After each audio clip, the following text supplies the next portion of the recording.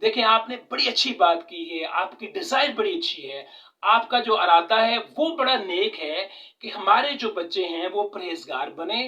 اور کائنڈنس یعنی مہربانی کی جو خصلت ہے، خوبی ہے، اس کے ساتھ بڑے ہوں۔ یہ بڑی اچھی ڈیزائر ہے، لیکن یاد رکھیے اس مقصد کو حاصل کرنے کے لیے جو طریقہ ہم اختیار کرتے ہیں کہ بچوں کے ذہنوں کو لیکچر سے پڑھتے ہیں، معلومات سے بچوں کے ذہنوں کو مغلوب کرتے ہیں،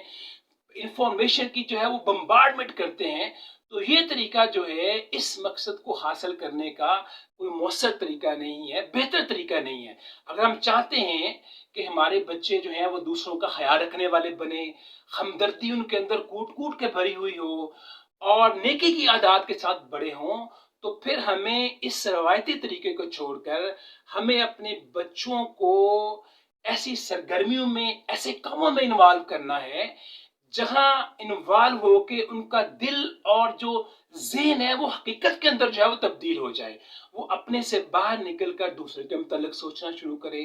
دوسروں کی جو ضروریات ہیں اس کے متعلق حساس ہوں، سینسیٹیو ہوں۔ تو یہ مقصد جو ہے وہ روایتی طریقے سے پورا ہونے والا نہیں ہے۔ آپ کو نکلنا پڑے گا، دیکھنا پڑے گا کہ آپ کے محلے میں کون سے لوگ ہیں جنہیں آپ کی مدد کی ضرورت ہے، تو بچوں کے ساتھ نکلیں، جائیں، ایسے بوڑھوں کے گھر کی صفائی کریں،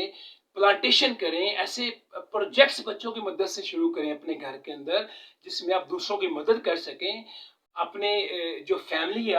آپ کا جو خاندان ہے اس میں ایسے لوگوں کی مدد کے منصوبے شروع کریں۔ تو جب تک ہم یہ عملی کام نہیں کریں گے، یاد رکھیے گا، بچوں کو انوالو نہیں کریں گے تو ان کا دل اور دماغ جو ہے وہ نہیں بدلے گا۔ معلومات سے معذرت کے ساتھ یہ کام ہونے والا نہیں ہے۔